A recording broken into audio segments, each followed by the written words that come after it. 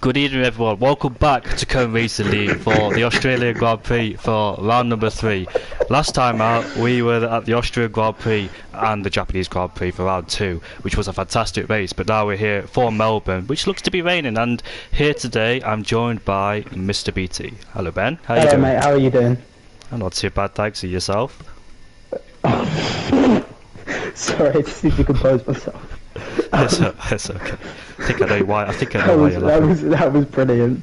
Yeah, it is raining again. Last time I commentated with you, it's raining, and yes, I'm doing very well, mate. Here for this wonderful track. A lot better racing since they've updated the format now. So we've already got Reservoir on his outlap.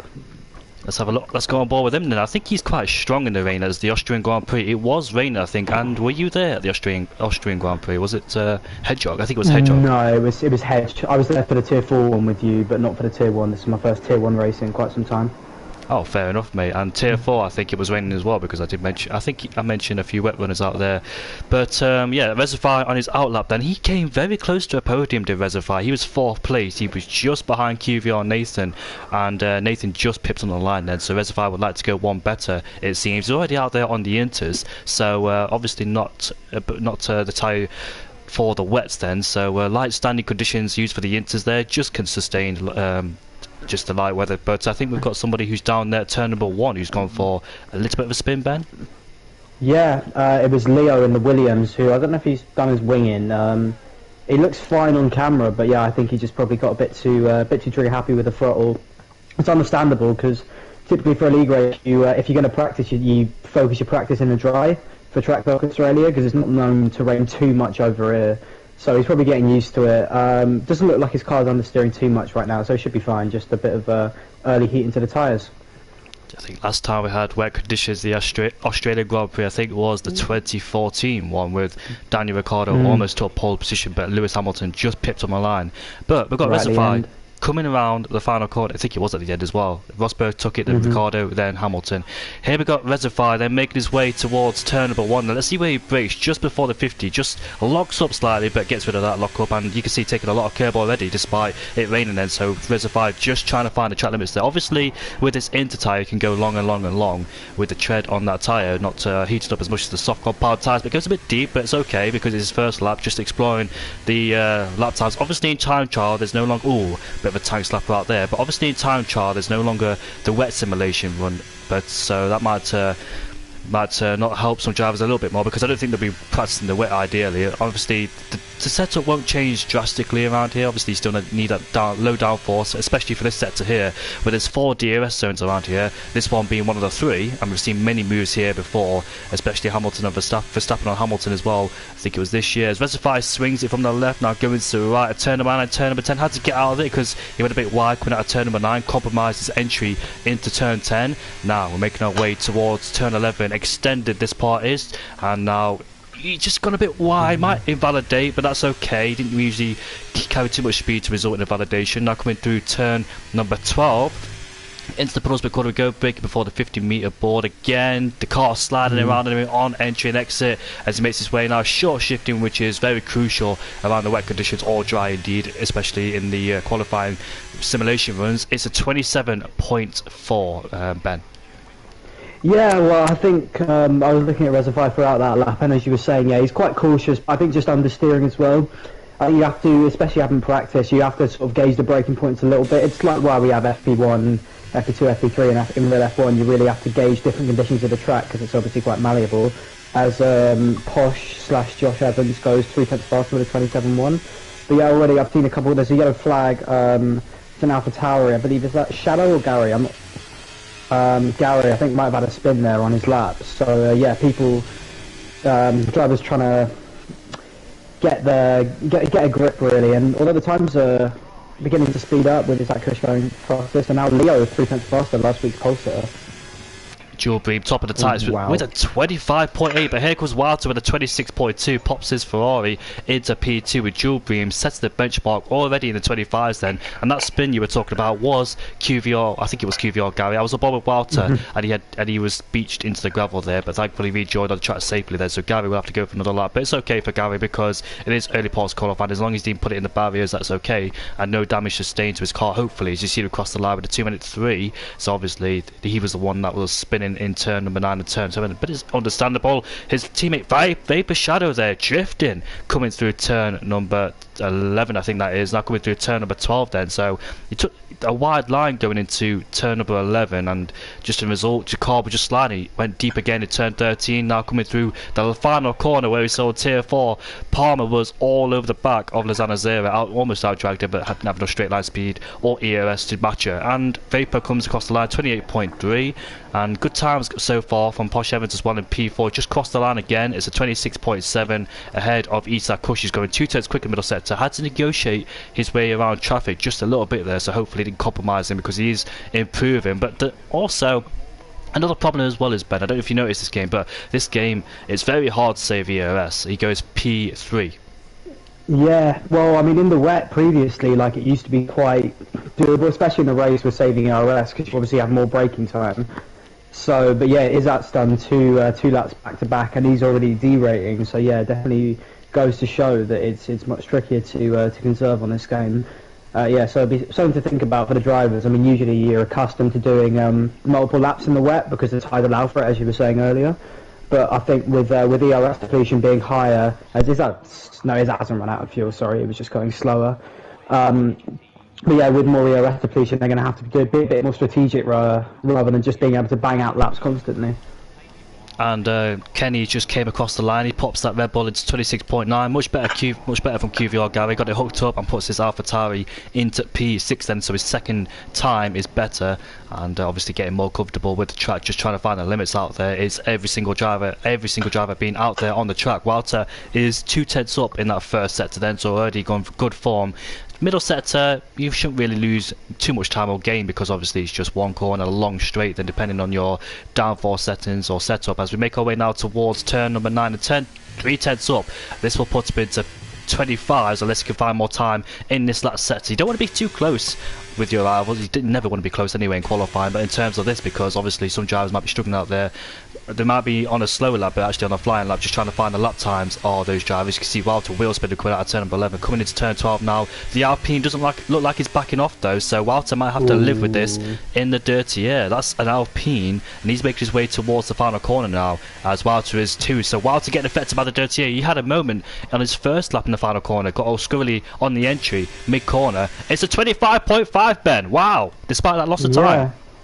Well, yeah, I was worried about because Kyle and the Alpine ahead of him seemed to be slightly oblivious. But yeah, that's very decent. I mean, I don't know if that's just Wouter, making his mark, or whether the track's just improved that much since. I mean, the rain seems to be about as heavy and the track looked about as wet. So yeah, and also Nathan, has he just set? Yeah, he's just finished his lap and put a 25.8 in. So yeah, these three guys, all pad drivers, making their mark. So yeah, maybe they're finding it a bit easier out there to get the traction down, get the grip. Well, find as much grip as they can for the track. But yeah, good laps from Nathan, Gilbream and Walter especially. Very clear of the rest of the field. And CPI Leo, he's 3 tenths up, almost 4 tenths up in that middle sector there, so this lap time could boost him into P4 depending he can find more time.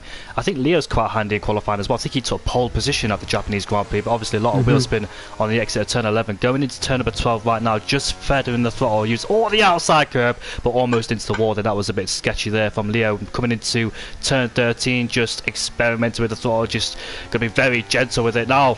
Foot to the floor, and now coming towards the line. Let's see what lap time Leo's set in that Williams. It's a 25.4. He takes pole position for the time being as the Haas. It's up into P5. That's Isak Kush just following him then. So these lap times are improving, and Leo there, could he take pole position for the second time in a row? Kyle, I think he's bottled it at the final corner, it looks like. Yeah, he's lost it on, I don't know, I think Walter will pit now. No, he hasn't, Walter, actually. He's stayed out, yeah, Kyle spun on the last corner.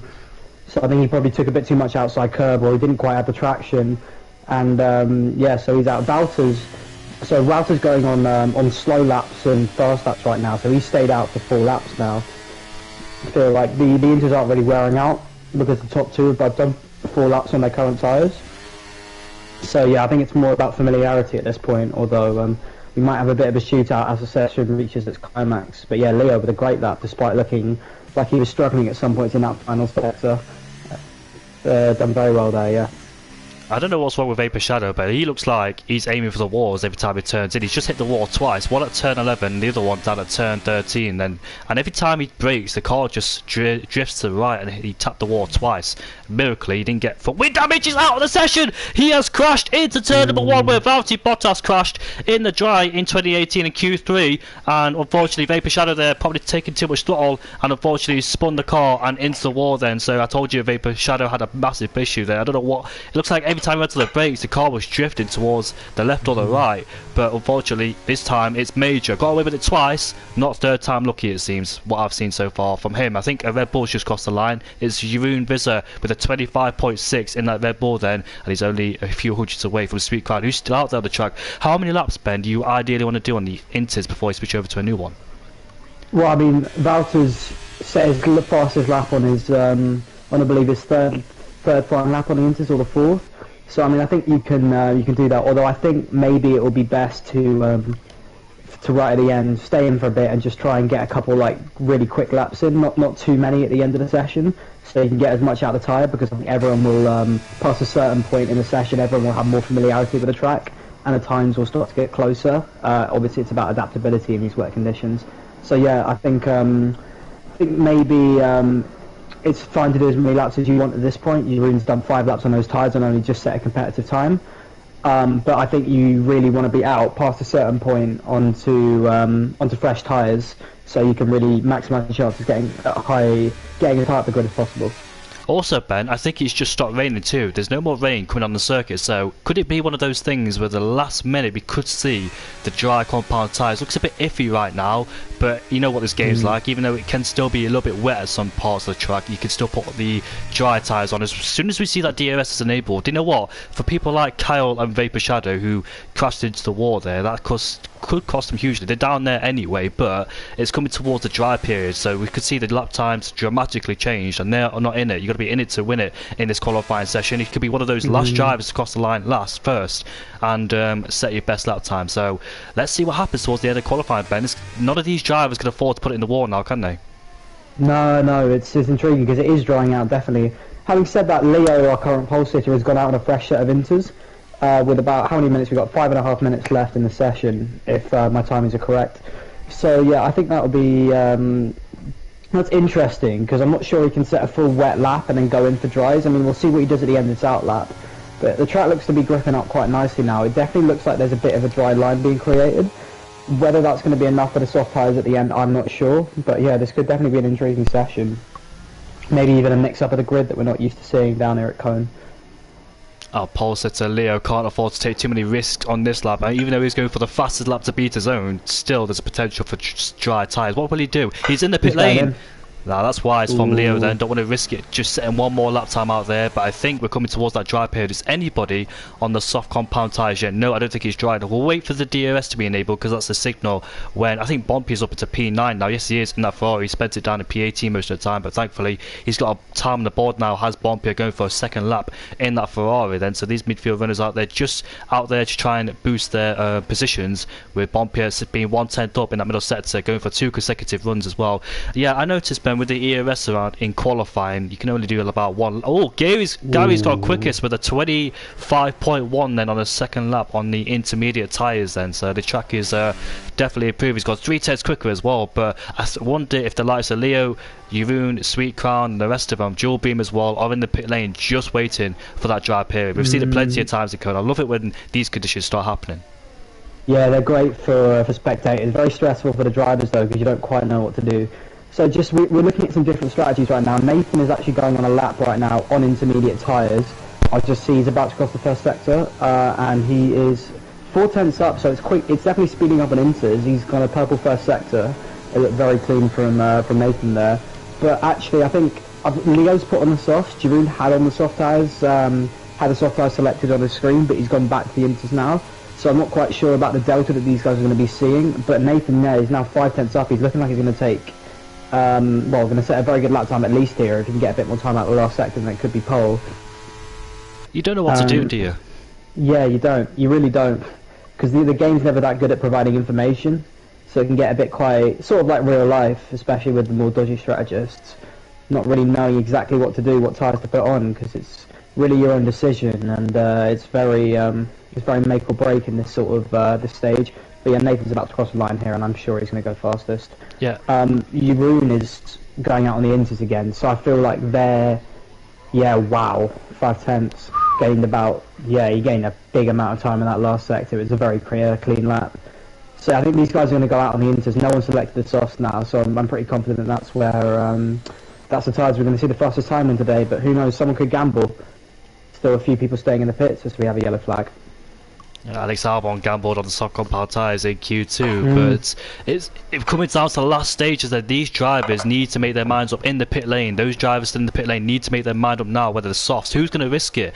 Should they just go out there on the intermediate compound tyres? We don't know. Obviously the track is improving, but is it going to be enough for softs? Will it be at the very end? There's 2 minutes left to go, so not a lot of time to make up your minds as well, especially if there's a lot of drivers in the pit lane. Could be a lot of traffic, so the drivers out right now might be in a sweet spot here. Isa Kush is a few tenths up in that first sector alone, so this track is definitely improving. Isa Kush now making his way towards the end of the middle sector. It's going to be a 5 tenths up in that middle sector, so I think all the drivers now have to be on the intermediates now, because I don't think the dries are suitable for this weather condition. It looked like it, but obviously there's not enough time left in the session. What could it have been? But still, this timing sheets could go crazy with the track drying out on all these drivers improving on a brand new set of inters. So I think every single driver now, except Gary in the pit lane, but I don't think there's enough time. He's still in the pit lane with 1 minute 30, so he's definitely leaving it. I think it's too late for him now to come out the pit lane anyway. He's out on the soft. He's out on the soft, Jamie.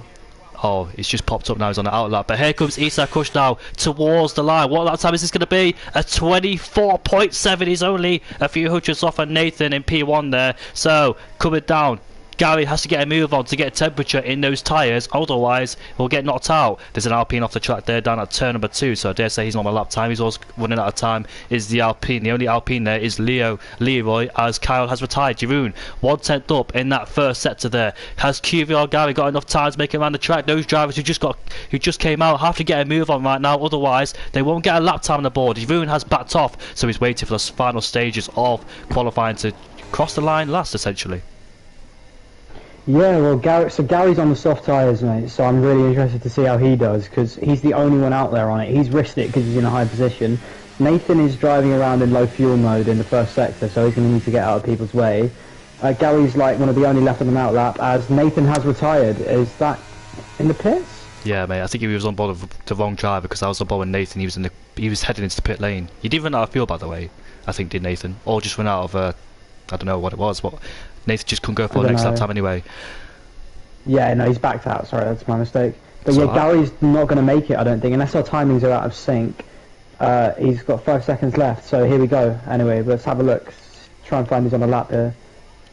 Time's up, and Gary hasn't made it. That's him done for qualifying. So Posh Evans goes P4 then. The Inter runners then.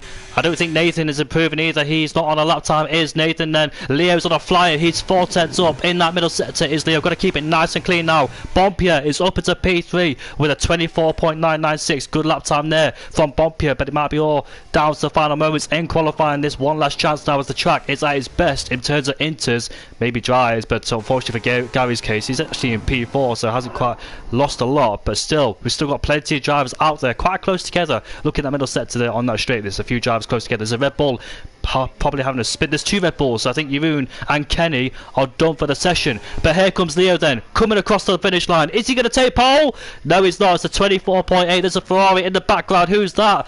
And it's Sweet Crown. He's done it. He has, mate, indeed. Yeah. Look at Joel Boom though, we've still got Joel Boom across the line. Who's going to be pole position with a 24.4, mate? Wow. Yeah, 24.4 for Joel Boom. Jeroen is not running on a fast lap. Chihuahua goes up to 7th. Let's see, Kenny is not on a fast lap. Luke goes up into P12, managed to get into the 25s. Leroy is not on a lap. Liam Cross is heading for the line. It looks quite fast actually. It's not too quick. He goes up into P10, so 25.3. Good lap from Liam Cross. And I think that is everyone, Jamie. Yep, that is everyone done today. Jules Bream takes pole after setting the fastest lap initially in the session. I'm going to nip to the toilet, maybe right back very quickly. Yeah, sure. Well, so we have Jewelbream, Walter, and Nathan, and Isaac just about joined that pack as well. But the top three were the breakaways at the start of qualifying as well. So managed to transfer their pace through to the latter stages. As Isaac in fourth, as I said. Leo was on pole for a part of the session, but he couldn't quite hook up his last lap. Still, P5's a good result for last week's pole sitter. As we head into the loading screen, I'm not 100% sure if we're going to be running a formation lap for this race, so we'll have to wait and see. Hopefully Jamie gets back before then. But yeah, I'll take you through it. So Jewelbream on pole with a 24.402. Walter within the same tenth as him, 700s behind, takes P2. Nathan and Isaac make up the second row. It's CPI Leo and CRL Bumpye who are the last ones in the 24s. FRL Chihuahua, I've been told to call him, in 7th, Gary in 8th, Josh and Liam in 9th and 10th, Resify, Jeroen, Nathan, Luke, Kenny, Leroy, it's an IRT 8th row, and then Kyle and Vapor Shadow, who were well off the pace, unfortunately, not being able to set a lap towards the end of the session. Both of them crashed out eventually. Yeah, great qualifying session here in Australia, and let's see what happens in the race. Hopefully it's dry. That'll give a bit more familiarity for the drivers, I think, although less entertainment for us.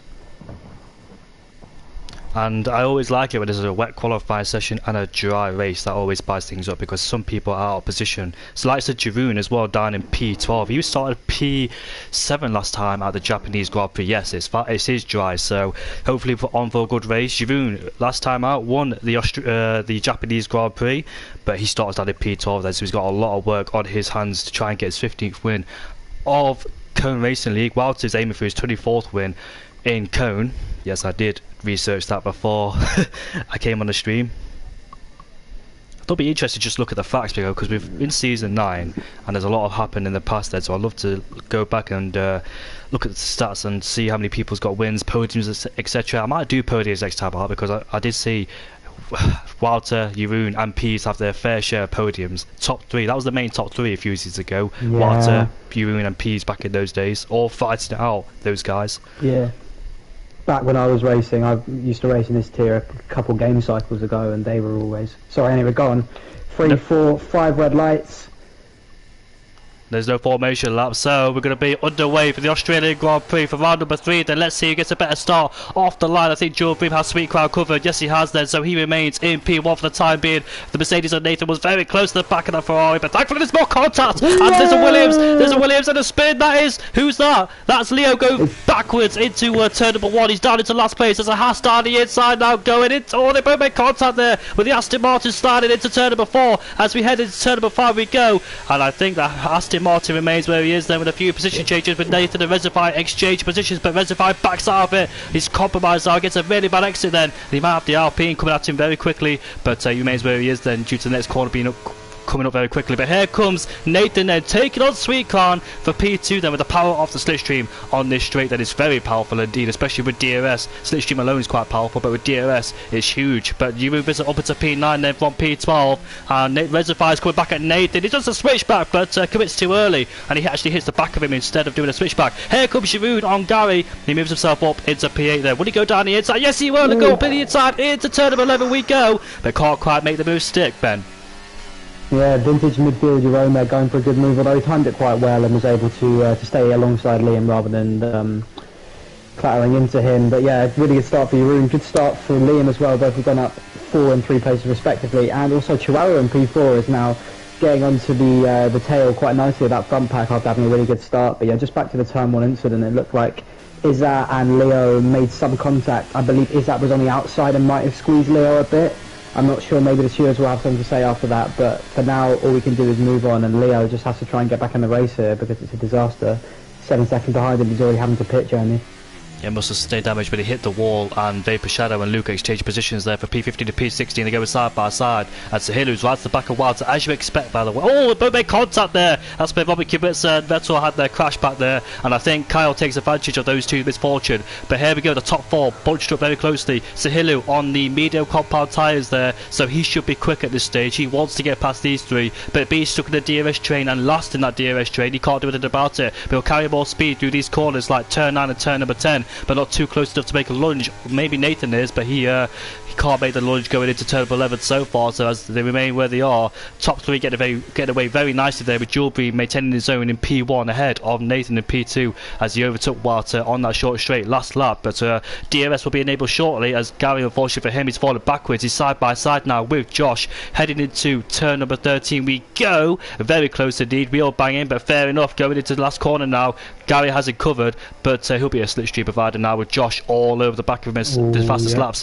are being set. But here we go, then coming down into turn 1, will Josh go for the lunge? No, he thinks wisely about it, because you don't want to go side by side into turn 1. You'd be fully ahead or alongside, but not wheel to wheel like that, because obviously it could result in a contact there. So Luke has got past Kyle, as Kyle, who's in the pit lane, not the Shadow, sorry, who's in the pit lane, so he must have sustained some damage, and he rejoins in P17 on the hard compound tyres. So Ben, with the wet conditions, these drivers have a brand new set of every tyre, because they have brand new sets of mediums and softs they can use in their disposal. So strategy might come into play later on if there is a safety car, because there's a high chance of a safety car around here in Australia. Yeah, well, we've already seen a couple of incidents both in qualifying and now in the race, so yeah, I wouldn't rule out a safety car, definitely.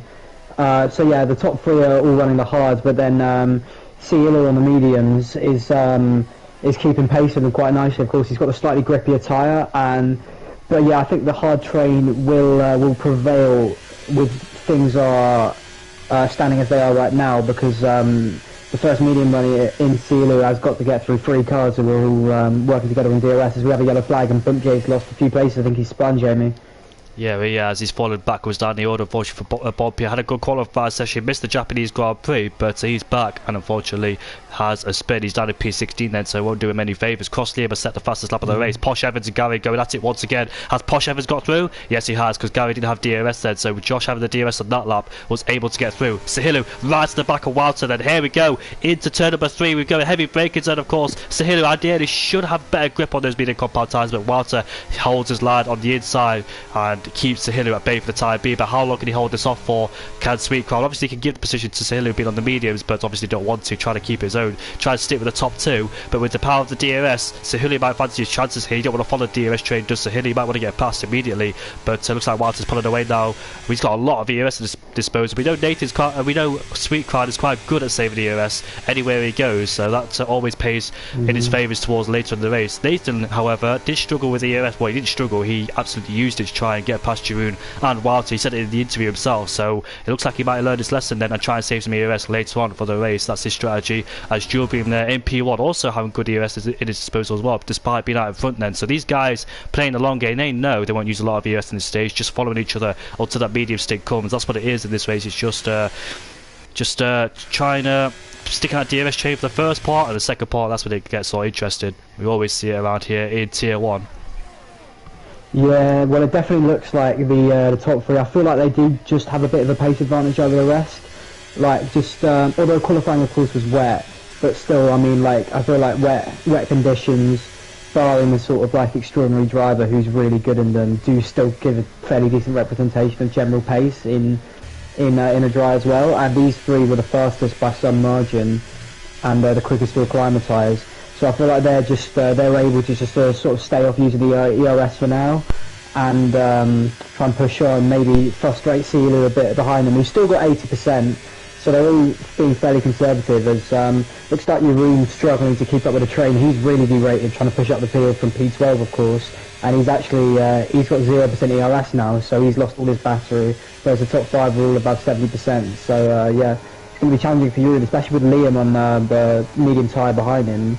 Are we going to see a move there, Jamie? I'm not quite sure. I think he's a bit far back, but Jeroen could struggle if he's unable to get into that train in the corners, because they're going to pull away from him on the straights otherwise.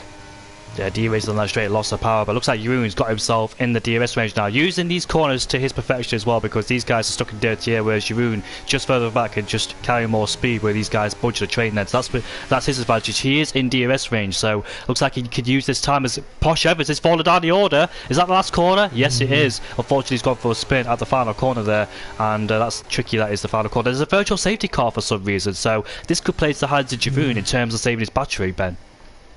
Yeah, definitely. I mean, it's weird, because Josh seems to doesn't seem to have any visible damage on the outside of his car. But yeah, it's virtual VSC. Is that because of someone else? Yes, I'm not mate. sure. Well, Shadow's a mile behind, unfortunately. Oh, he's lost his front wing.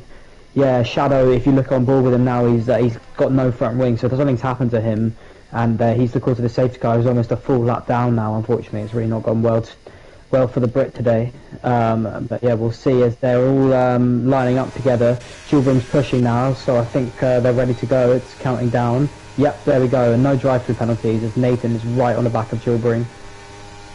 Probably not what he wants virtual safety car to be ending that early, because he wants it more straight to get past it, but you can see all of these guys bunched up now, including Cross Liam as well, who was just outside the DRS range. Posh Evans is falling down his P16. It looks like he got swallowed up under the VSC, not getting on the throttle at the right time. But let's see then what happens with these five. Then all Basta Sahilo there out of the equation in terms of tyres, because in the medium compound tyres, got side by action going on with Leroy and Reservoir holding his ground against Leroy on the medium compound tyre. I think he was in P11, but he's moved himself up into P10 now, gained one position, being on those medium compound tyres. We're headed to lap 6. Retired is Shadow, unfortunately. I think it's yeah, I don't think Shadow had any chance of coming back unless there's a safety car, so unfortunately for him, he's way down the field anyway, but hopefully he can come back stronger next race and see what happens from there.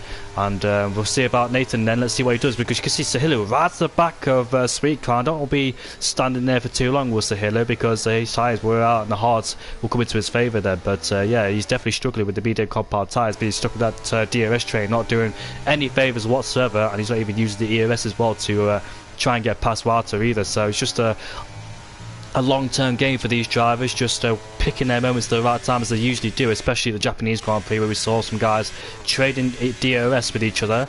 We saw Nathan, Jeroen and Sweet Car do that. Jeroen visited into P6. He's got some healthy amount of ERS in his disposal now, so that virtual safety car has definitely helped him regain some of that lost battery and can put himself in that top 6 battle, or top 7 because Liam's in there.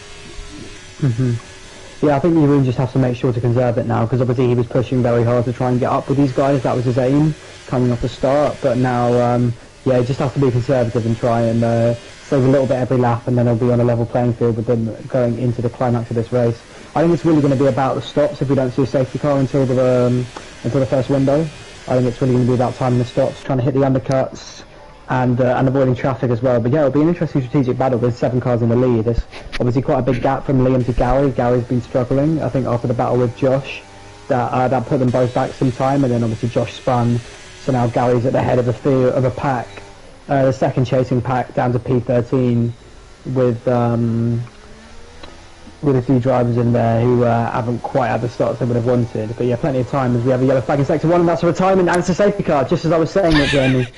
So Ben, lap 8 now. I think, will this benefit the medium runners now? Because obviously they can pit on the hard and go to the end. Sorry about that. Nice. Yeah, I definitely think, well, there's only a few medium runners left. This could be really good for them actually, but because they're going to have, I think the hard runners have to stay out logically unless they're going to 2-stop, and that just doesn't seem realistic, because you have to bank on another safety car happening at the right time for that. Yeah, commiserations to Bumpier as well, who had a pretty good qualifying session, but then found himself spinning not once but twice now, and he's crashed at turn 2. So yeah, unfortunate for the Dutchman, but now it gives us a bit of a slightly more interesting race going in. But yeah, I think they're going to stay out for now, the current hard runners. I think it would be slightly illogical to try and go long on the mediums, or yeah. Gilbream is very slow, but he's obviously going to stay out, as they all are. Oh wait, hold on, no. I've seen this, you know. Gilbream's staying out. Go on. I think it was like I don't know, was it the Austrian Grand Prix or Japanese Grand Prix where we had this scenario where the safety car came up very early, and this is exactly what happened. I expected the medium runners to come in, but I think some guys had to really stretch their tyres the Japanese Grand Prix to make it towards the end, and they did that perfectly. But that's quite interesting. I'll always love to see the scenario, because even though it does benefit the medium runners, but we might see a we will see a two-stop, because dual beam, Sweet Crown, dual beam, no, that's Posh Evans, sorry, I get confused between the drivers there. Posh Evans just misjudging his braking zone so slightly at the exit of turn number 1. But yeah, I think Nathan Sweet Crown opting to go to the two stops with Isak Kush, Jeroen. They can't go towards the end of the mediums. Well, maybe they can, you know, we never know actually, but we're about to find out. Some people really do surprise me with their tyre life and how much they can extend it and how much they can save. So we're about to see what happens then. If there is another safety car, might pay dividends later on in terms of tyre life, or might stop again. But we'll see then. We'll see who's the advantage and disadvantage. Yeah, 20 laps on the mediums is ambitious to say the least, right?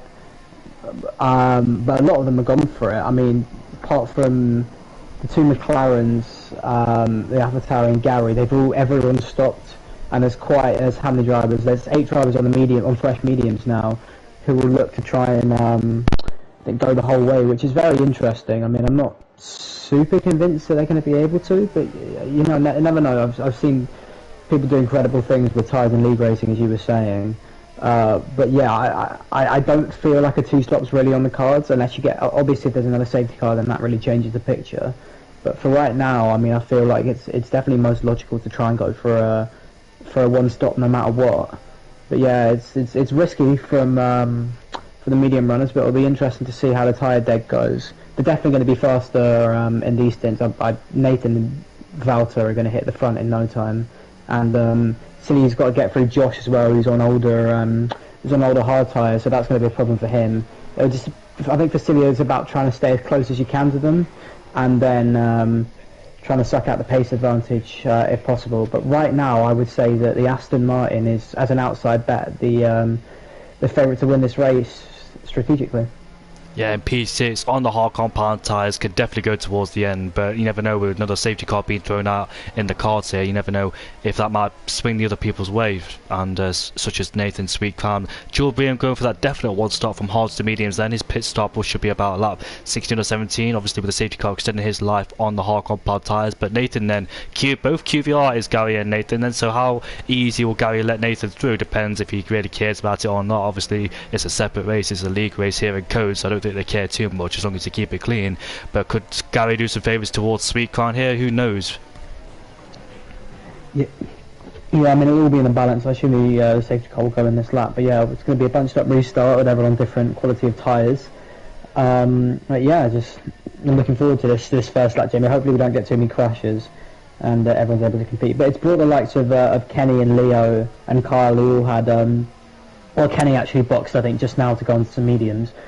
But yeah, it's brought the likes of Kyle and Leo back into this race when they were struggling with incidents earlier. So now we have a green flag on the track as the safety cars go in this lap. So yeah, Jamie, I'll let you take it away for Jules Briam's restart.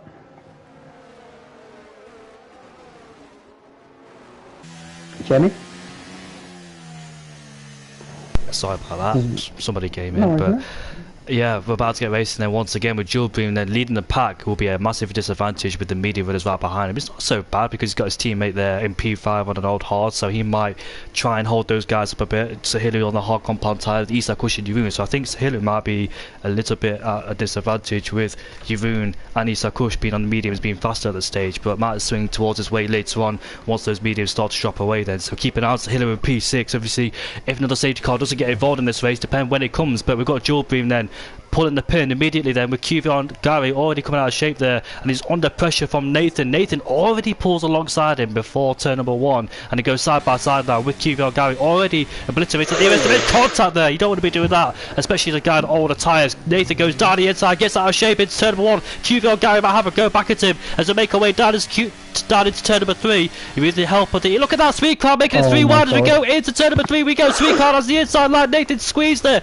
Gary backs out of it, he's coming around the outside. outside now, but no way there does Gary. So Sweet Cloud there taking advantage of that. Giroud's dropping down the order. He's had a spin. He's in P13. I don't know what happened there, but unfortunately Giroud is out of the equation now, and he's dropped out of any contention of winning the race after a fantastic first few opening laps, making moves from P12 up into P6. But now he's got a lot of work to do with a 3-second time penalty unfairly as well, so he might get that removed. But that was a sketchy restart there, wasn't it, Ben? Yeah, it was great. I mean, Gary had just didn't. I think Gary went a bit deep in the penultimate corner, and then I saw Nathan. He basically tried to get a wider, try and swoop into the straight to get a good exit, and it worked. He was alongside his QBR teammate, but then Gary gave him a proper squeeze. I was really worried. Nathan broke late. Gary went for a switchback. As Valter's taking the lead in the race, Jamie, he's gone down the inside of Jules Green, and now Nathan goes those medium tyres, far superior to the much older hards, and these guys are disappearing off into the distance. As Cilio's got a bit of a problem because he hasn't managed to get past Josh or Gary or Jules Green, so he's really going to struggle now. He has to try and get close to the others, as Cilio's already going for a move on Josh. He's got a slipstream now. He's getting his ERS on, no DRS at this point. I don't think he's quite got the power to whether he goes round the outside. Josh squeezes him a little bit. He goes on the inside. A little bit of contact on the side pod. And Cilio's going to try and bump his way through on the inside. It's tight, and he squeezed Josh off track there. Josh has got a warning and a penalty. Whether that's going to stand, I'm not sure. But Cilio goes through into P5 now. He's going to chase down Gary and Julbring, trying to get up to those medium one-stoppers now, Jamie. But yeah, great restart. Nathan's dropping down the order. He went side by side, I think, with ILT Leroy. They was two squabbling. Nathan went off the track, bumping wheels there with Leroy. Now he's lost himself a few positions. He was in P8, now he's in P11. All these there's contact there. Someone's lost an end plate. Was that the Alfa Romeo of Luke there? I'm not quite sure. But now, with these guys punched up on different tyres, that's what caused them contact. Nathan's coming back on him, and we've got Haas of Isak Kush making his way through as well. Look at that. We've got Sahilu versus QVR Gary again as we make our way now into turn number 12. There's yellow flags all over the place. This is what happens when people have different strategies. We're bound for chaos when people carry a different speed than others and breaking late or breaking early. We've got Nathan going wide in the penultimate corner, now heading to the final corner. We push him offline. Into the final corner we go, but gets back on it immediately. We've got Isak Kush now following Posh Evans. They're going side by side. All the tyres, of course, is Posh Evans, so Isak Kush has to make this move. It's turn number 1. I thought he would go deep there. He did go deep, but not to. Oh, he did, in fact. He's got a 3-second time penalty. He's out of shape. Going out of turn number 2 now as we head down into turn number 3. Isak Kush should have this covered now with the fresher medium compound tyres. ILT Leroy follows through, but gets pushed on the curve there, loses traction, and here comes Cross Liam then taking advantage of him, and then Nathan might have a go as well. Dodgy corner to do this, but it's around the outside, and QVR Nathan gets a 3-second time penalty. He had that in Austria too, which cost him a lot of the time because he had a 9-second penalty, and now he's got a 3-second time penalty, so he's definitely at a disadvantage with that penalty weighing on his shoulders there. But Isak Kush is next to take on Gary then, side by side into this DRS zone. And we're heading into turn number 9. He's got it done, but further behind, look at that. We've got Crossley versus Nathan, who's trying to go around the outside, has the inside line. Dodgy corner to do that, but I think Nathan is so close to the back of Walter, can't quite make the move in turn number 11. Here comes Nathan on the McLaren of Josh as we make our way, had a harsh lock-up, and gets into the right rear tyre of Posh Evans there, loses traction, and here comes Cross Liam then back on Nathan. All these guys squabbling with the Haas up the inside. That is Rezify, also gets pinched on the curb there too, and couldn't quite make the move stick, fortunately for him. But look at Sahilu there, takes P3 away from Sahilu, from Julbring with the fresher hard compound tyres in his advantage. Now he's up into podium pay positions, Ben.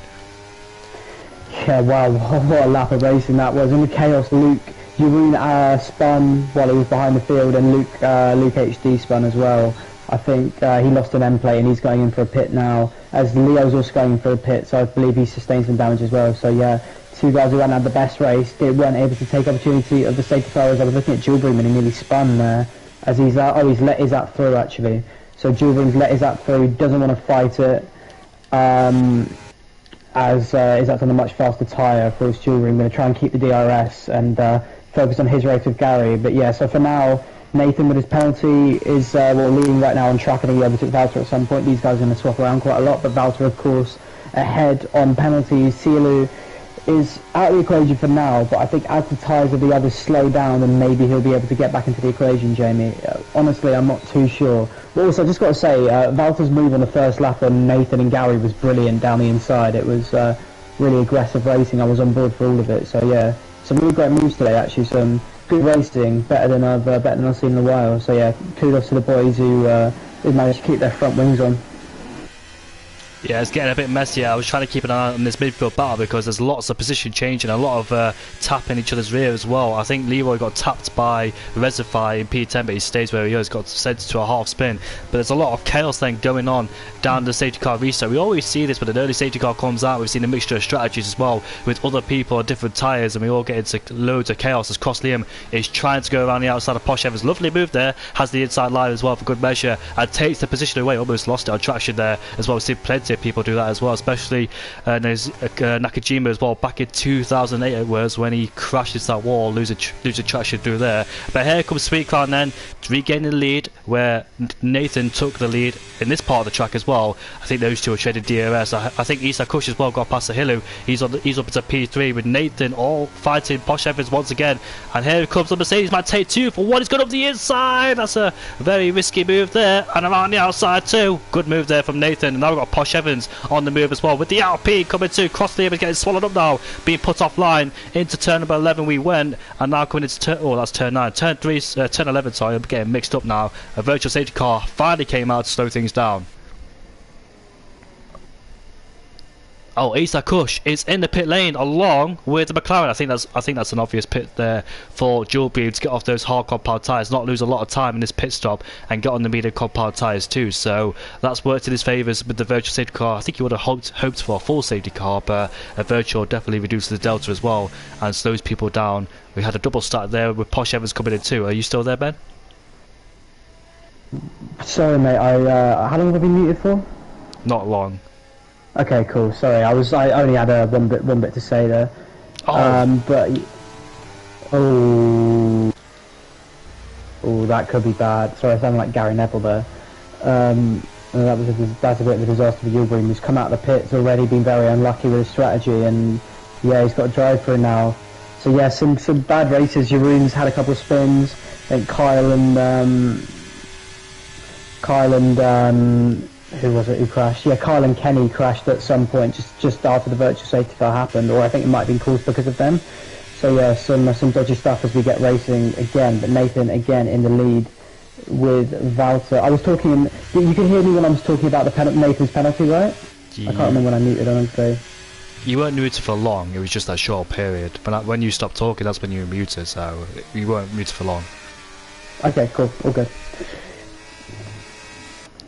But we're back to the lead then, sorry about that, but I saw a lot of squabbles go down in that midfield there. A lot of people just...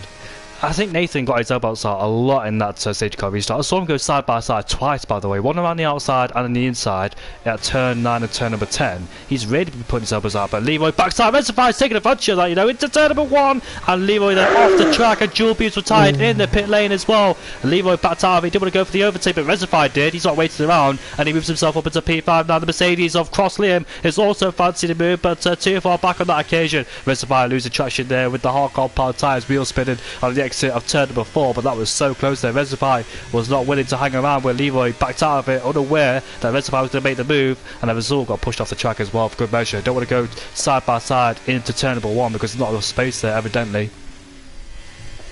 Yeah, a bit of knocking around there. It's a very difficult corner to race at. It's a very difficult track to race on, really. I mean, there's not too many overtaking opportunities, so the guys are doing a fairly considerable, commendable job of sorting it out as Kenny gets a penalty. A lot of penalties today, more than I would have expected, I think. But yeah, so right now we just got Nathan and Sweet Crown going away with it a little bit. Sinu's starting to... He's lost a bit of time, but the gap's not growing as much anymore. I think he's slowly going to get a bit of pace in the tyres, but yeah, he does need it to get a lot of time in the next 11 laps. As the others' medium tyres start to drop off a bit, as Resify's gone past Nathan here, this time cleanly going into turn 1 rather than at the apex of the corner, and I think I saw a bit of lag there, but it's all good, as Izat sets the fastest lap on his new medium tyres. Of course, Izat stopped under the VSC, and will look to make his way up through the field now. I think Izat stopping at the VSC actually gives an indication that he, looking at the tyre percentages, didn't feel that he was going to be able to make it. So that'll be food for thought for Nathan and Valter, certainly, as we have Leo off. He's had a bit of a disaster of a race, unfortunately. He's sliding around on the back straight here, Jamie. Yeah, so Nathan and Sweetcrown have actually exchanged positions on the same part of the track for about 4 or 5 tyres now, so that's a sweet spot to overtake, especially there. And coming towards the last lap of the race, obviously Sweetcrown has got a lot to risk. He don't want to take a lot of risk now, knowing Nathan's got a penalty, so he don't want to pick up a 3-second time penalty himself, otherwise it'd be the level playing field there with Sweetcrown. The other flags in sector 3, can't quite tell who that was, but it looks like it's got away very quickly. I'm interested, you know, in Eastside Cush's strategies on the fresher medium compound tyres. I wonder, the top 2 on the mediums, can they make it go? Can they go to an end on the mediums? Leo's retired in the pit lane. Commiserations to him. He obviously had that first lap contact, and ever since then his race has gone downhill. He spun at the exit of turn number 11, plenty of people dropped it there, and now he is out of the race for good this time. So Leo had good pace in qualifying. Leroy's got wide cut out turn number 1, Cross Liam got blocked there, and Kenny will take advantage of that one indeed. Will he take 2 for 1 going up the inside of Leroy into turn number 3 we go? No, he doesn't do so, but looks like we've got Cross Liam coming back around the outside. Yes, he does. What a move there, Cross Liam, to regain P7 if he lost it after Leroy was a roadblock for him, couldn't get the power, whereas Kenny could quickly, and he gains that back immediately. But for the 5th time in a row, Nathan takes Sweetcrown in the same spot for about 5-6 times now in this race. So I think this is the main part where we'll see the overtakes happening at the exit of turn number 7 there, heading up into turn number 9 and turn 10, that chicane then. But the last laps of the race will be very spicy indeed, with Isa Kush also making his way up through the field. Then Nathan's taken a reservoir. Isa Kush has overtaken Kenny before turn number 9, and here comes Reservoir. Might come back at Nathan, but he doesn't do so because Nathan has DRS. I think there's only one detection point through there. Here comes Isa Kush around the outside of Cross Liam. That was very tight indeed. I know had to apply the brakes before he hit Leroy, but thankfully didn't so, and judged that to perfection, moves himself up into P7 now. Got Leroy yet to dispose of all on those old medium compound tyres, but 9 laps left to go. Can those mediums hold on? Will Sahilo come back into play, I wonder, with those mediums starting to fade away? Obviously Sahilo's in the world of his own now because Nathan's quite far behind and the guys ahead as well, so I wonder, with those mediums starting to fade away at the end of the race, can he come back into play? Leroy gets out of shape, he's been tapped by Isa Kush. Isa Kush gets that back out the throttle there just in case Leroy went into a spin, and Isa Kush collected him, but thankfully not on that occasion. But up the inside now, into turn number 3. That is so tight there. We see plenty of people making contact through there. Coming into turn number 4 now. Wheel banging once again. Leroy's in a spin and ended in tears. Yeah, that's a shame. I think that was Leroy's fault, unfortunately. It's Izak was going for quite a wide overtake around the outside, and Leroy just clattered into it. It came across the big apex a little bit too strong. Gave Izak a warning, so it knocked him off track, which is further proof. But unfortunately, Lee in P10 now have to say only really has himself to blame for that one, as Reservoir Nathan keeps squabbling. Just to note, Sealy's gaps from Nathan and Sweetcrown have stayed about the same now. It's just maybe growing by about a tenth or a couple tenths a lap. So he's not. I think the mediums still have a bit of pace in them, or Sealy's struggling a bit. I'm not sure which one it is. But yeah, we'll have to see. Because Nathan's carrying that penalty, so Valter's winning quite comfortably now. I'll just check how many track limit warnings Valter has, if you want to commentate while I do that, Jamie. Yeah, Walter's quite good at not picking up penalties. We've seen it in Austria, Japan as well, and other races before. So he's very consistent as Walter in terms of not picking up penalties, which ultimately wins him the races or gets him higher up in the positions. But we've got Isa Kush now with those fresher medium compound tyres making a lunge as he breaks late into turn number 3. Now here's his Haas teammate just ahead of him. Will it be an easy fight? Well, will Isa Kush be let through by Reservoir? We've seen teamwork from Reservoir before when he was back in Ferrari with Choye, where they let each other go in Monaco. But here we are in Australia there. Reservoir might have to let his teammate go because he's on fresher tyres, of course. Don't want to hold him up. He might want to progress towards the front as Sweetcrown is right to the back of Nathan once again then. So to go side by side here, I think Reservoir is letting his teammate go, knows he can't fight it that much with the fresher medium compound tyres, and says goodbye to him for now. So Isa Kush up into P4 then. Is there a chance for... Oh, he's cut that corner badly in turn number 10, and that's definitely going to give him a warning. Yeah, he's got 6 seconds of penalties now, and although one of those warnings was definitely obtained unfairly with the collision with Leroy, although that was definitely a warning to cut that corner there. So he's going to have to be careful really, because the 2 guys behind him are going to be well ahead unless they pick up penalties. And just to update on the Valtteri situation as well, he's got 2 warnings for track limits right now. He picked them up around lap 14ish.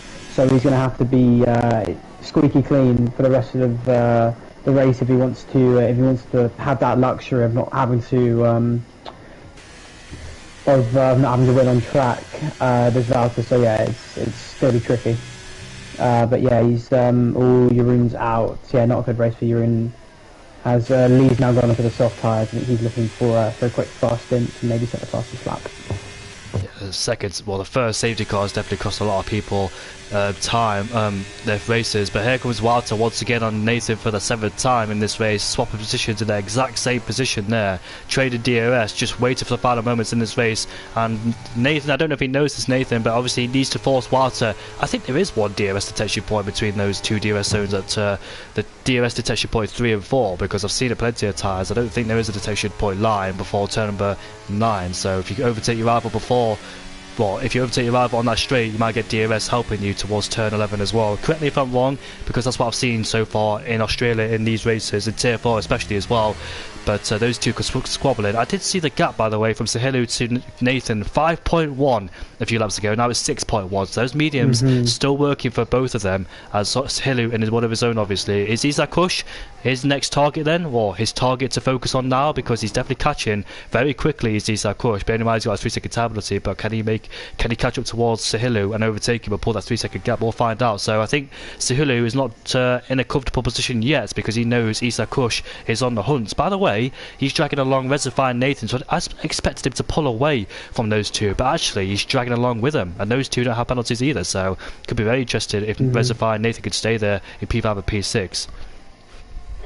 Yeah, those two doing very well to keep up so far, as Nathan and Sweet Crown swap positions yet again. I mean, the last lap, I think Valtteri just let Nathan just let Valtteri through on the last one, so these guys are just swapping every lap now, just exchanging DRS. Although, yeah, I actually don't really know why they're doing that, because you're right. There's one DRS detection point, and that's after turn 6, and that's for the 2 straights after it. So I don't know if they know that. I mean, I imagine they will. I think maybe they're just sort of exchanging slipstream as Valtteri's got the DRS. But yeah, it's helped them effectively get rid of Silu there, because he's obviously got no DRS on his slightly better hard tyres now, I'd imagine. But now we only have 6 full laps left of this Australian Grand Prix, and these two look like they're running away with it. I don't think Silu's going to be able to close the gap as Carl picks up a penalty down in P13. Commiserations towards Julbream, it must be said. He led most of the race, but when you're at the front and there's a safety car, you don't know what to do.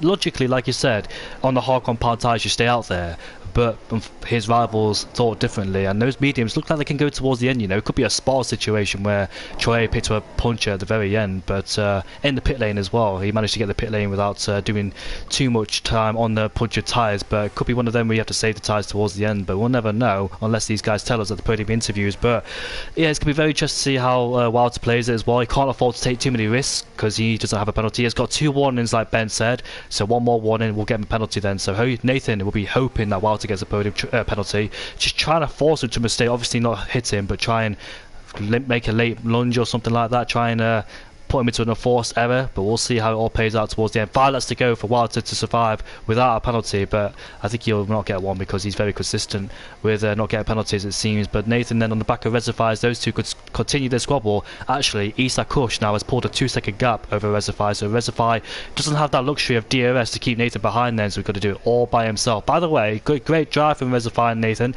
especially Nathan as well, because those last laps and after the first safety car, he pulled out some outstanding moves. They're quite clean as well, to be fair, around the outside and inside at turn number 9 and 10, which is you don't want to fight there much, but Nathan made it stick. He's up into P6. Also Kenny, let's not discount him either, because he had a difficult qualifying. Yes, he did as well, started P15, it's up into P7, so likes of Reservoir, Nathan, Kenny all made up good positions, 7, 8 and 6 positions gained, all 3 of them. And unfortunately for those guys who were further up, such as Leo, Julbream, Bompier and Jeroen, drop it down. Isak Kush is in the wall. He's out the race. Oh, Isak Kush on course for a podium potentially. Now has caused not a safety car. I thought it could be a safety car, but it looks like these guys will escape free. That's where Pastor Maldonado dropped it back in 2012, and now he is out of the Australian Grand Prix. Then Oh my god, it's a disaster for us that he was doing so well to keep up the pace. Obviously with those penalties, but now it's all for nothing as he just dropped it. Probably got a bit too heavy on the throttle in coming out of 6. But yeah, no, that's a little less for Recify and Nathan to worry about. The top 5 definitely looks a bit more set right now. Let's just say that much. But Valve just has to keep it on track, and he will be the winner, and I believe the championship leader along with that. Extending his gap over second place will speak crowd if he keeps it like this, unless he picks up a penalty as well. Nathan will do everything he can in his power, cleanly and legally, to try and get Wild to that 3-second time penalty by trying to force him into a mistake, probably misjudging to break his zone, try and make Wild to ease into the high speed corners as well. But lurking in the background there is Nathan. Cross Liam has overtaken Kenny, then up into P6 he goes, into turn number 3 he went, and up into P6 now. P6 down was carrying a lot of penalties, those guys further down as well, so level playing field between those guys down there as Nathan takes Sweet Crown once again at the exit of turn number 6 there, in the same place for about 7 or 8 times, swapping DRS. And Sahilu, I thought at this stage of the race, Ben, he'd be catching those two, but looks like those two at this front with those medium compound tyres making it work despite no safety car to aid them. Yeah, no, they've been superb. They've timed it to perfection. I mean, they were, I think if the safety car even came out like a lap or two early, maybe they'd be worried about punches, but the tyres still seem fairly grippy. I mean, we'll have to see, of course, because we can't really see the percentages of the tyres, so we don't know ultimately. But yeah, no, those two are doing exceptionally well. I think Sealy's gap started to close a little bit now. He's gone under the 6-second mark, but really he doesn't quite have the pace in those tyres to get back up to them, which is unfortunate, but a podium is still a very good result. It'll be his second podium of the season out of 3 races, and it'll move up to P2 in the championship as well, I think, if he can just keep it all together here. So yeah, good work from him, but right now it looks like it's going to Sweet Crown if he can just keep it on track. As Gary overtakes Liam Cross, they're in the same amount of penalties, so this race is for position. Liam's on very old hard tyres, Gary's on slightly newer mediums. 11 lap old as the front 2 exchange positions again. So yeah, those two are going to be battling. Let's just see if I think Gary will be able to put a bit of time into Liam, but of course with the DRS, nothing is certain, Jamie. No, I shouldn't wish it, but I wish Wild to get a 3-second penalty, so it'll be a level play field between Nathan and Sweet Crown, battle it to the checkered flag like Giroud did and Wild did in the Japanese Grand Prix. But obviously, I'm trying to be unbiased. Obviously, I want a good race towards the end, but it is how it is, and that's why Sweet Crown's on top for the time being with no penalties. But looks like Chihuahua then is secured in P3 unless he don't make any mistakes from here on in. P3 should be his if things go his way with 2 laps left to go in this race. Rectify is still holding off Nathan on those 18 lap on medium compact tyres. These mediums, by the way, still holding their ground, so it looks like they're really starting to they could really extend those tyres as well, those medium compound tyres. I didn't think they could do it. Well, I think they could, but I thought it'd be on their limit, which doesn't look like it so far. Judging by going on board with these guys in the mediums, don't look too bad, don't look too shabby, those medium compound tyres. They're still in good shape for the time being, but we'll never know if those guys could pick up a puncher towards the end of the race. It could be very close to one, probably about 60 or 70% my bet around that tyre range. Yeah, well, I mean, I can't remember what the puncher window is now. I thought it was about, I don't know, was it about 80% of that? 80% for the puncher window? I can't really remember, to be honest. But yeah, they'll definitely be on the close to the limit. But I mean, they're still driving fairly comfortably, keeping control of the car, not really oversteering out of any corners. So yeah, it's been very comfortable for Nathan Sweet Crown, today's undisputed top 2. And yeah, Seeley behind them is doing a very calm race, and he's come up a few positions as well. He's come up from P7, Recify from P11 and Nathan from P13, so the top 5 will be superb, 4 of them without penalties, the only 4 on the grid, remaining on the grid without penalties. But yeah, as they go into their last lap, Nathan's going to cross the line, and we've got one more lap at Albert Park.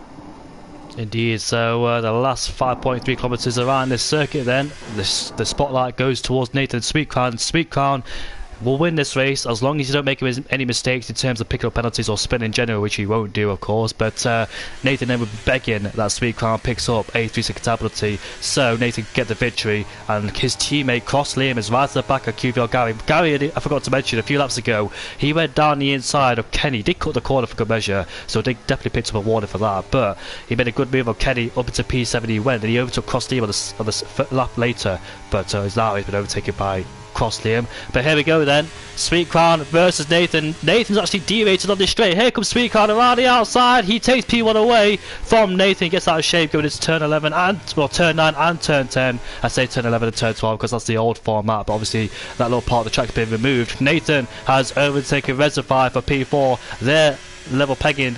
Oh, Reservoir had a lot of speed in that corners, but Nathan having the DRS to defend from Reservoir then. So it looks like Nathan will get P4 ahead of Reservoir. And QVR Gary and Nathan also swaps positions as well. I meant Cross Liam. But here comes Sweet Crown then. Across the line he comes to win the Australian Grand Prix here in Melbourne. He picks up his second victory of the season. QVR Nathan did his best, but unfortunately picked up that 3-second time penalty. Here comes Chihuahua across the line in P3. Reservoirs all over the back of Nathan. When he get him on the line, it's going to be so close. And no, he can't do so. Nathan, what a fantastic drive from him, considering where he started. He finishes in P4, Reservoir in P5. Gary as well, got to mention him, did suffer a little bit as Cross Liam decides to retire and leaves the session, so he'll drop down the points because he didn't even cross the finish line. So that's a bit unwise there from Liam, because he won't pick up as many points as he wanted to. When did he retire? Leroy goes out very wide there.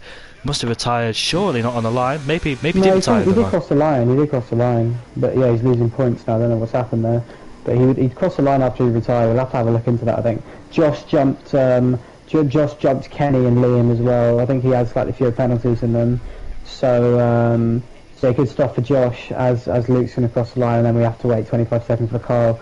But yeah, dominant performance from Wouter and Nathan. Wouter, again, as we've seen so many times in this league, he's keeping his composure, not doing anything too reckless, and just no penalties, no mistakes.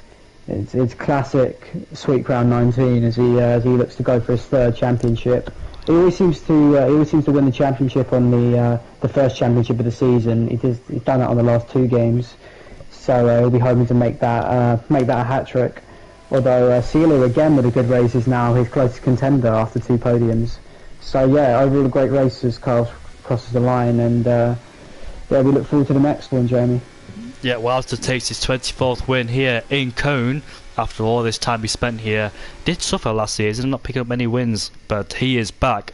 Wouter form once again. 2021 was his strong point. 2022 he did fall off a little bit, but his pace was still there now and then. But 2023 he is back, ladies and gentlemen, with his second win out of 3. Jeroen won the last one, but Nathan, he's so close to his first win. He's definitely coming for Nathan, but those penalties needs to keep it to none if you want to beat Wouter. And Sahilo picking up his second podium of the season as well, so he's a good form as well.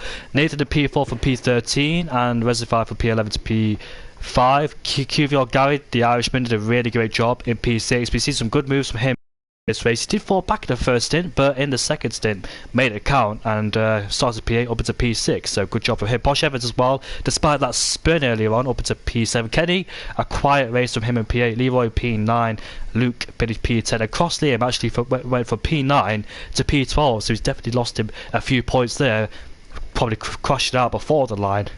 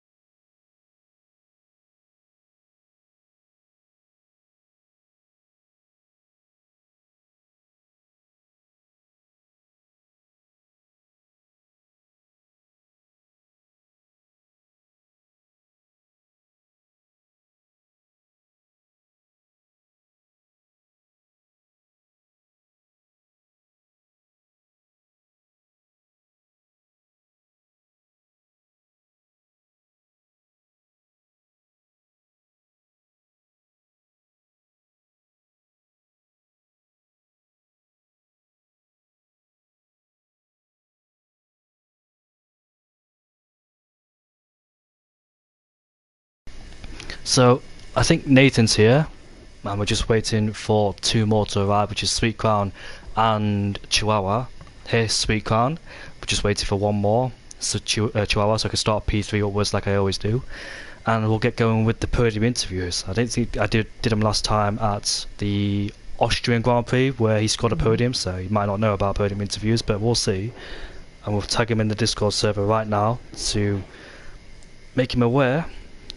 Podium interviews.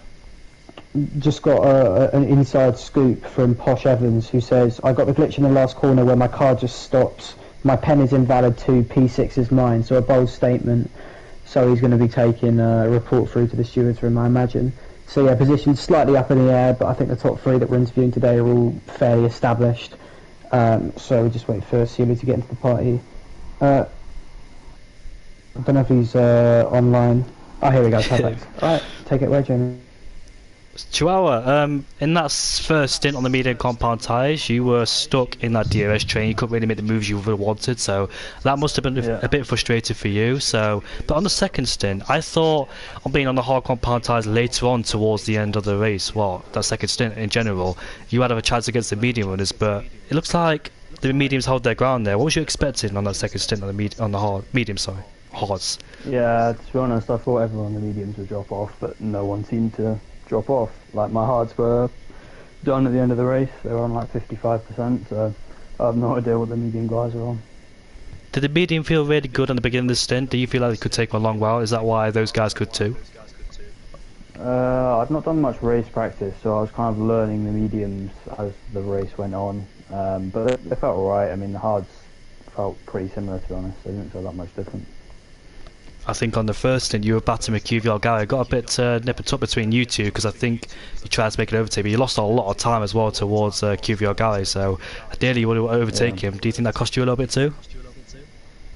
Yeah, I'm trying to remember at the start of the race. I don't have a lot of memory of it, but yeah, I think so. Yeah. And Isa Kush was catching you a rate on lots as well, being on fresher medias. Were you worried about him? I think he had a pen. I think he had 2 pens actually, so I was pretty relaxed at the end. And P3 is all he could do then. I think you've got your second podium of the season now, haven't you, Chihuahua? Maybe, yeah, I think so. Do you think? Did you get one in Austria?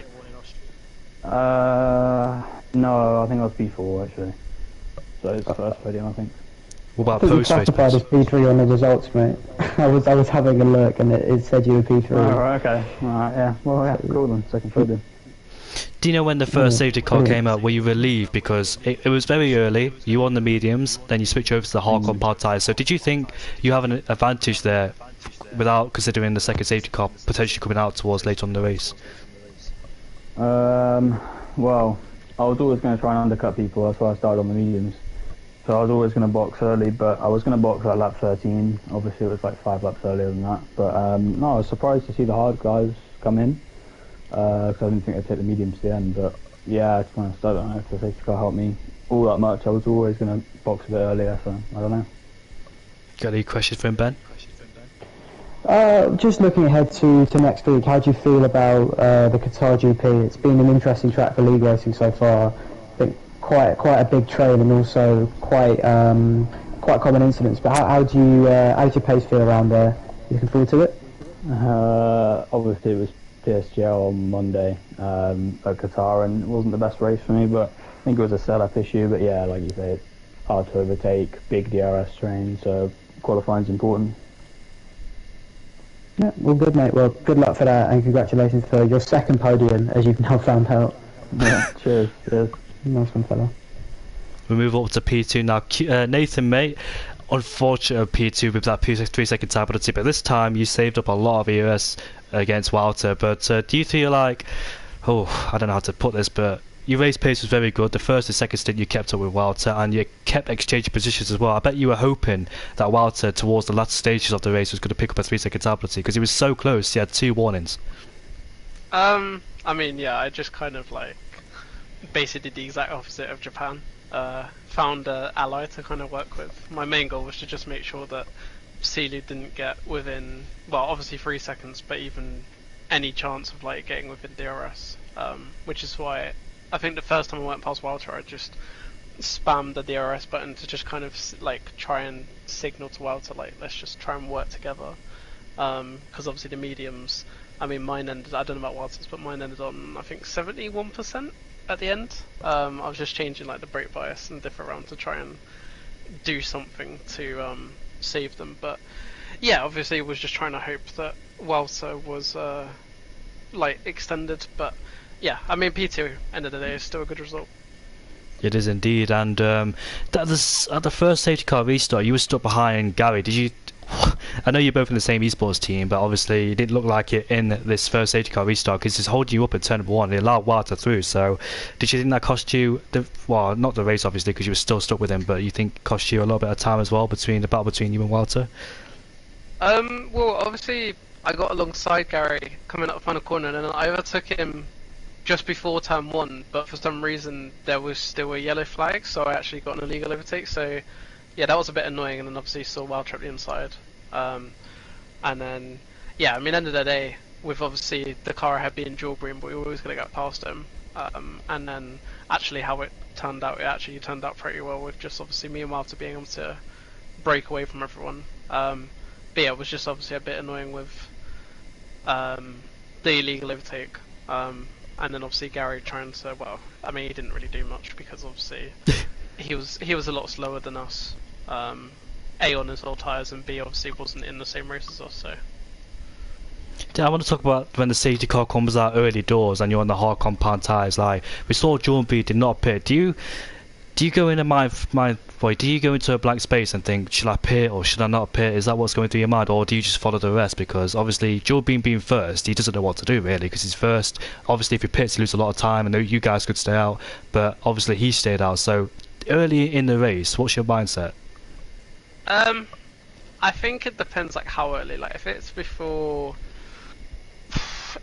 say like lap 5, lap 6, I won't pit because I don't see much point in it unless say you're like your P10 and like every single person in front of you is pit. But when you get kind of further into the race, and if it's a case of if there's a chance that the media's can make it to the end, obviously like today, and especially with how kind of this game you've kind of got to weigh up the difference between fresh tyres and used tyres, because I mean we saw even just like 9 lap pressure tyre or 9 or 10 lap pressure mediums compared to hards, the difference was crazy. Obviously between me and Walter and then a couple of other guys who stayed out.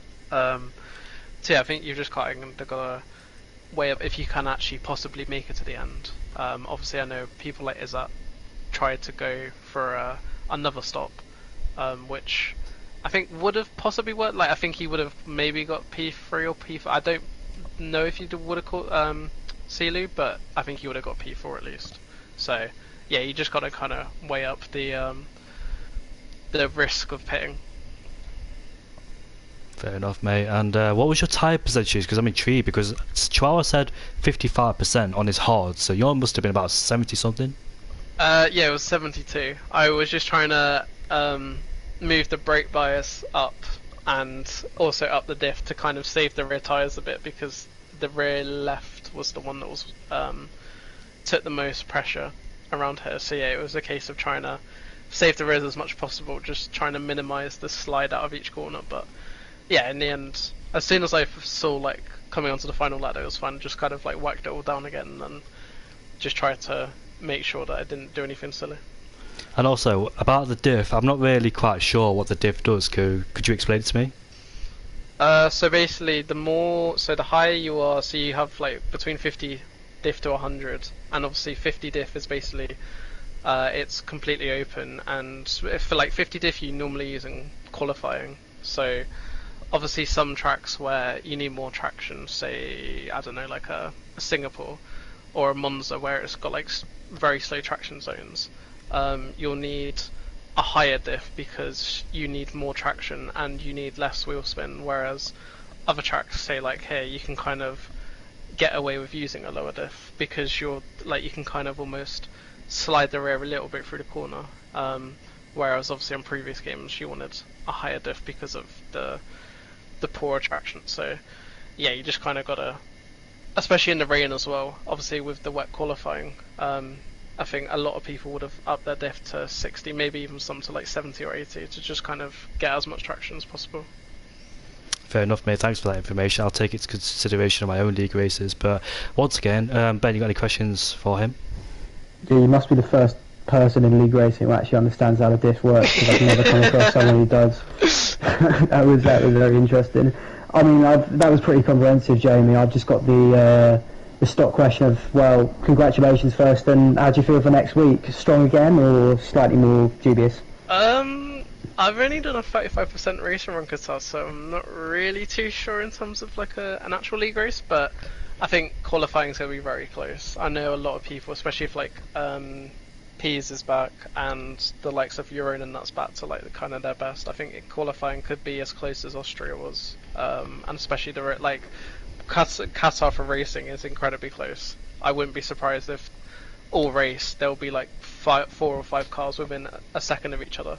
So yeah, the gaps are going to be very close at Qatar, and it's all going to be about track position and like Celie said, like a lot of people from PSGO and other races are going to have a lot of experience. So yeah, I think it's going to be a very close race. Thanks, I can imagine it's going to be very marginal. Anyway, yeah, congratulations, mate. Go ahead, Jamie. Thanks for that, Nathan. Congrats on Peter once again. That win is coming, by the way. You've definitely got the pace, and you've definitely got it what it takes, mate. So hopefully you can piece it all together and minimise those penalties to get that win. No worries. Thank you both for comms as well. Yeah, no worries, mate. Outstanding job once again, like in Japan and here today in Australia. But Walter, how's your day been, mate? Yeah, it's been alright. Once again, Walter, it's your 24th win here in Cone. Congratulations, mate. The only guy to make it in the 20s, of course. But Thanks. yeah, season 5. I mean, season 7, you was really strong. Season 8, you fell off a little bit. In some races, you came back now and then. But season 9, congratulations, mate. You did a fantastic job on the race wins here in Australia. It was all about keeping it clean, wasn't it? At the last part, just trying to not pick up a 3-second time penalty. You got 2. So how on the edge were you with penalties? Well, how hard were you on the race? As soon as I was on the mediums, I picked up 2 very close to each other. On I think on 2 laps, I picked up 2, and then I also had my tires to worry about. So I had to watch my tire pressure, tire wear, and the penalty. So I was just keeping it very chilled. I wasn't going for dodgy or full on pushing it, but just switch with Nathan now and then and just keep it in the lines. Were you ever worried about Chihuahua coming back at you later on in the race with those hardcore powered tyres, or did you know you had it under control with those mediums? Not really. I think he was on low. I don't know if he was on low battery, but he lost too much in the straight every time. That's probably helped with DRS, but he just kept losing too much on each lap, and then in the end he got back to 6 seconds, but he didn't gain that much every lap. That move on you was outstanding. I think down at turn number 2, that was very crucial for you to get past Nathan there. Then later on, I think you overtook Jewel Beam down at turn number 13 it was. Talk to me what happened. Did Jewel Beam just go out wide plainly? You just all over the back of him? I didn't really see it till the after bit. No, it's more his all tires. My tires were I just had so much more grip, so I was really on the back of him into the penultimate corner. So I kind of had to just go for it there, and hope maybe if Nathan got held up by him, but Nathan got cleanly past as well, quickly. Not much to say, but congratulations on your 24th win here in Code. 2 out of 3 this season. And Ben, you got any questions for Walter? Yeah, congratulations, mate. How are you feeling for next week? It's pretty creative, but yeah, go on. Qatar should be really fun, especially in quali. I think quali is going to be the most exciting of Qatar, but yeah, the race is going to be a long train and just saving ERS and not using anything, and then it's just going to be whoever's in a good position at the end will probably win it. Cool. Just also a bigger question, just about overall. How do you feel about this? This would be your 3rd title, right? If say you were to do it, how do you feel your chances are of being? I think the first to do that. 2 out of 3 wins. I feel like I feel very comfortable with this game. I think it should be. The rest of the calendar should be good for me as well. There's a bit of a. I think Canada's on the calendar as well, but the rest of the calendar should be good for me as well. So I'm feeling very good for this season. Oh, that's good, mate. Hopefully we get some more excited races. Yeah, Canada's in a couple of races time, and I know that's a nightmare for pad drivers. So yeah, I've experienced it many times myself. But yeah, well done, man, and yeah, good luck for practicing for the next race, as I know you do so heavily. Yeah, thank you. Perfect. We're right off there, but yeah, one amazing race as always in Cone, Tier 1 or whatever tier it is, but congratulations towards the top 3, Nathan, Chihuahua and Sweet Crown as always. Those two always having put on a good show there, Nathan and Sweet Crown. And we're right off there then, so join me back at the sale at Guitar, introduced in 2021, and for Tier 4 next Monday at 7:30, and Tier 1 at 8:30. Join me and whoever next week. Ben won't be here, so we'll see another familiar face, or a brand new person. It depends who wants to do it with me, but we'll see you next time out, and congrats to top 3. Thanks to Ben, and have a good weekend.